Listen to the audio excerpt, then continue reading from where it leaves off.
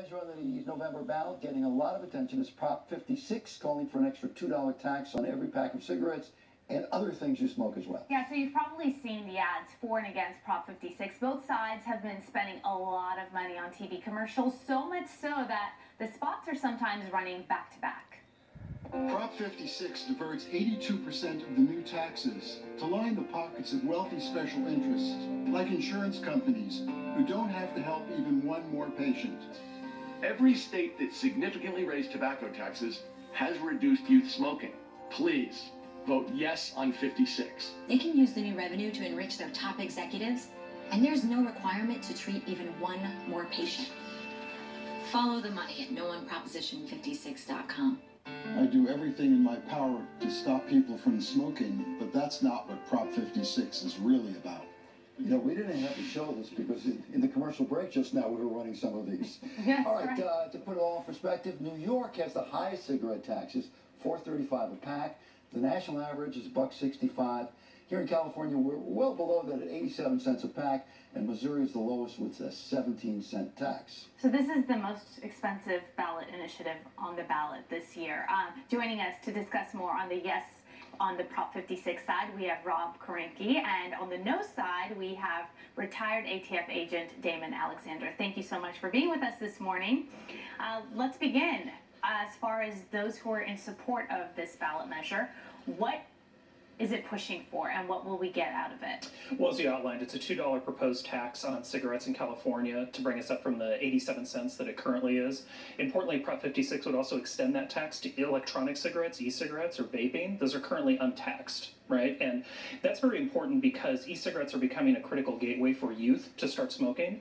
17,000 children will start smoking in California this year, and 1/3 of them will ultimately die from a tobacco-related disease. And that's really what Prop 56 is about.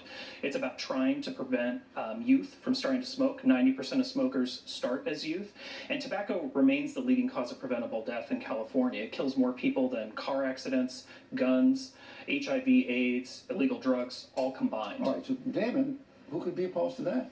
Well, they say all that, but yet they only apply of the $1.4 billion tax they give. They only apply 13% of that to preventing and mitigating and educating those same youth. If they were really about that, they would apply more. And who said 13%? And they also didn't take in consideration that when there's an uptick in taxes on cigarettes, there's also an uptick and a surge in tobacco smuggling and the things associated with that. But what if, I know the whole push is about the money isn't going where you think it's going. Right. But what if it's not going where you think it's going, but still stopping kids from smoking? Well, it might do that. It might do that, but then again, they're only doing 13%. They skirted around the Prop 98, which said educational funding. All taxes must have some sort of educational funding. They skirted around that. Why would you skirt around that, which would have provided approximately $600 million? Right, so why is it only 13%? Yeah, is the it only percentage 13%? was bigger. Sure. So what Prop 56 proposes is 80% of our funds are going to Medi-Cal, right? This is the low-income insurance program in California that a third of Californians depend on. And tobacco is costing Medi-Cal $3.5 billion per year. Under the most generous estimates, our proposal would mitigate that by $1 billion. So 13% goes to the Department of Public Health. That actually triples the amount of preventative education in California. You know, I'm sorry for interrupting. Most people don't hear what you're saying right now. To them, the issue is either smoking or not smoking, and is it a good or not? Once you get into 3 sentences, people don't follow it very, very much. So I have this question to come out of this. One of the commercials says, opposed to it, follow the money. Where's the money coming from opposed to it? Where's it coming from? I'm not sure. Well, it's coming from tobacco. The tobacco industry. Philip Morris and RJ. Right. We have it up on the screen. So the money is coming from the tobacco industry. Yes. This is on the side. The tobacco industry wants people to smoke. I mean, that's their business. Well, it's understandable. But where does your money come from? Our money comes from healthcare providers. We have a coalition that includes the California Medical Association, the American Lung Association, the American Cancer Society, the College of Pediatrics. We're endorsed by almost every major newspaper in the state. And one thing I want to point out, one of the ads you were showing, 2016 has brought us a lot of absurdity to our television screens, but the tobacco companies putting a doctor on television to shill for cigarettes, it's like something you would laugh at in an episode of Mad Men. Well, but he says, and by the way, he's a real doctor, I assume. He looks like every family doctor you ever want to have in your life. And he's saying he's absolutely in favor of people not smoking, but he doesn't like the way this is structured.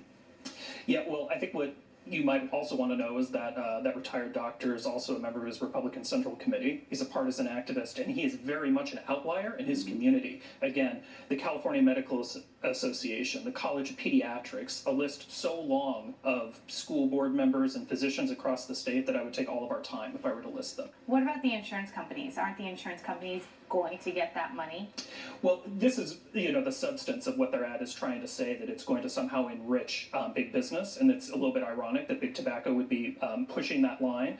But fundamentally, it's going to Medi-Cal providers. Many Medi-Cal providers are nonprofits, and there are very tight federal and state restrictions on that money. That money has to go into care. If they don't provide the care, they don't get the dollars. Yeah, but it doesn't mandate them to treat any more patients there.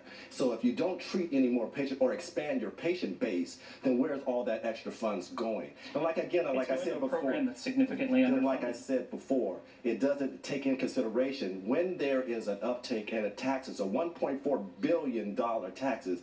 It creates what we call in our industry ATF smuggling issues, and I worked those smuggling issues, and you didn't take in consideration that how that can possibly affect people that way as well. And we give money to mitigate that to the Department of Justice. We have to leave it there, unfortunately. Thank you for coming in. Thanks for having us. Okay, Prop 56, remember to vote. Okay.